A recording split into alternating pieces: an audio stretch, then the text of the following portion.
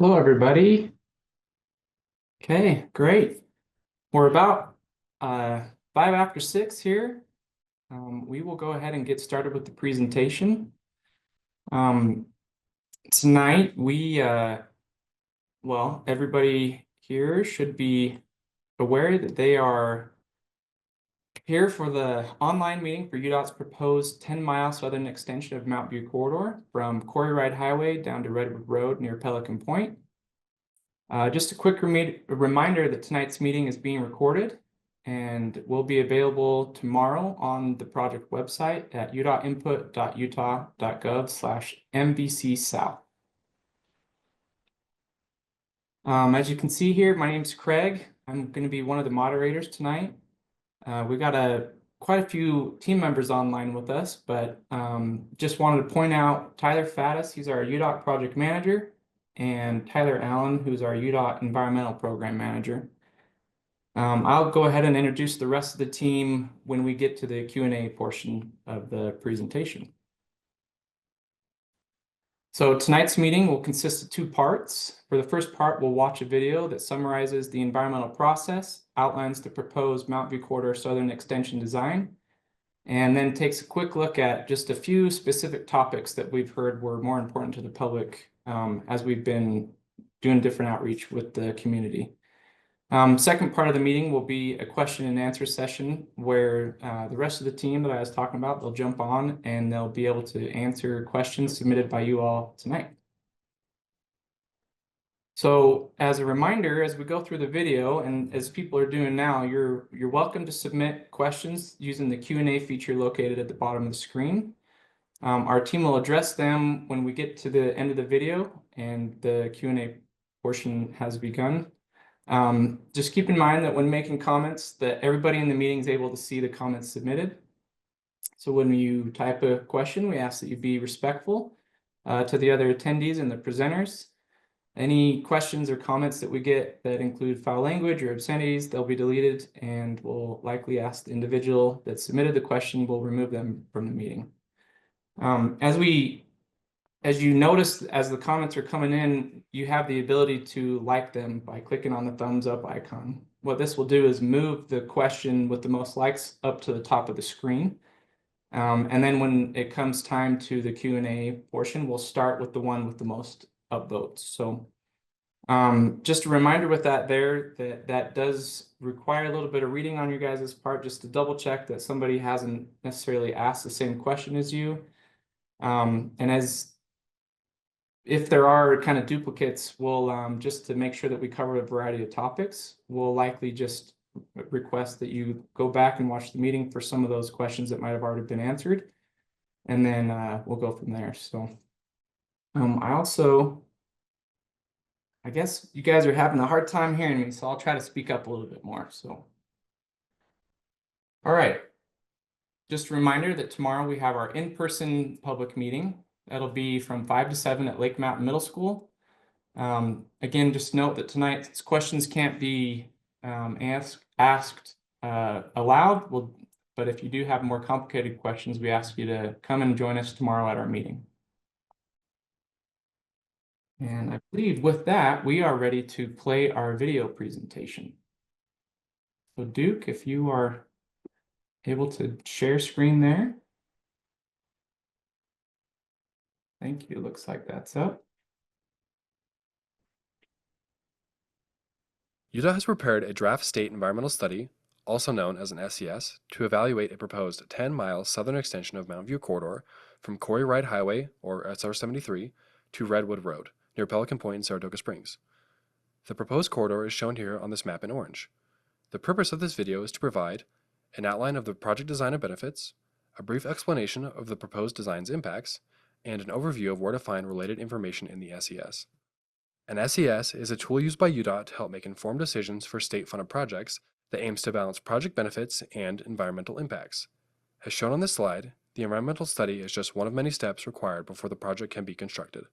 Completing this environmental study opens the gate for the project to receive additional funding for the next phases, including final design and construction. A key piece of the environmental process is set up around public participation.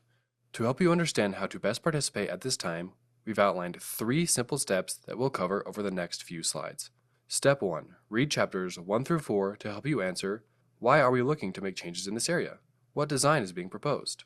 What potential impacts were studied? What community and stakeholder outreach has happened? And where to find detailed mapping, traffic analyses, and environmental resource reports. For quick access to these chapters, you can scan the QR code on this slide. Step 2 for participation is attending the online and in-person meetings to ask us questions about the State Environmental Study document and the environmental process, the proposed design and benefits, or about items or topics you would like us to further consider for analysis. Step 3 for participation is submitting comments by May 16th. You can submit comments in a variety of ways, including filling out and submitting a written comment form at the in-person meeting, submitting an email comment to the study team email, submitting a comment through our comment box on our website, or mailing in a comment to the address shown on the screen. Comments most helpful to us are clear, concise, and relevant to the proposed design and information found in the SES. For example, comment topics could include a request to have more trail connections at a specific location on the corridor, or maybe you're curious to know how speed limits are established. Basically, feel free to comment on anything you want the team to take a closer look at or explain. Now that you understand how you can participate at this phase of the project, let's dive into some of the specifics of the SES. As seen on this slide, and as outlined in Chapter 1 of the SES, the proposed action, or design, is based around 3 main goals, including improving network connectivity and vehicle mobility in Northwest Utah County, improving road network connectivity and resiliency in southern Saratoga Springs, and accommodating active transportation improvements parallel to the proposed Mountain View Corridor southern extension, consistent with existing and planned routes. To meet these goals, we are proposing a 10-mile southern extension of Mountain View Corridor from Quarry Ride Highway, or SR-73, to Redwood Road near Pelican Point. There's a lot to see here, so let's break this down by reviewing the symbols on this page. The proposed design has 2 main parts. The northern half is a freeway frontage road section that runs from Pioneer Crossing to Lariat Boulevard, and the southern half is an expressway section, also known as a divided highway, that runs from Lariat Boulevard to Redwood Road. Within the northern half of the proposed design, there are elevated and depressed freeway sections. The bulk of the northern half is an elevated freeway section, shown here with the orange center, and the smaller section of the northern half is a depressed freeway section, shown here with the light blue center.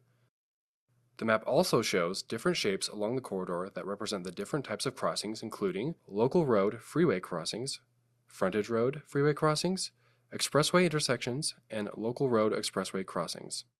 You're probably asking yourself, what is a freeway frontage road? Well, right here on this graphic, we see the 2 examples of the freeway frontage road cross-section. These layouts have freeway lanes for regional traffic in the middle, and one-way frontage roads on the edges for access between local streets and the freeway. These top 2 cross-sections show us the designs for the depressed freeway section and the elevated freeway section we just discussed. The light blue cross-section represents the depressed freeway section, and the orange section represents the elevated freeway section. The bottom cross-section, shown in green, is the south half expressway section. The expressway has 2 lanes in each direction with space left in the middle to accommodate future road expansion. The expressway is built from the outside in, with extra space in the middle to minimize adjacent property impacts when it comes time to build additional freeway lanes down the middle. To review the design in more detail, you can review pages 2-5 through 2-10 in the document by scanning the top QR code. Or you can visit our website and review the online interactive design map by scanning the bottom QR code. Now that we've discussed the design, let's review the resources we've studied for impacts.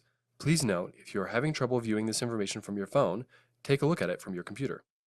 This slide shows the many different resources we evaluated for potential impacts as we study the proposed Mountain View Corridor extension. A detailed write-up for each resource is found in Chapter 3 of the SES, which can be accessed by scanning the QR code on the right. In the next slides, we'll review a few key resources that were identified through public feedback to have more public interest than the others, including property acquisitions, outdoor recreation, traffic noise, and visual resources. This slide summarizes the property impacts needed for the proposed design.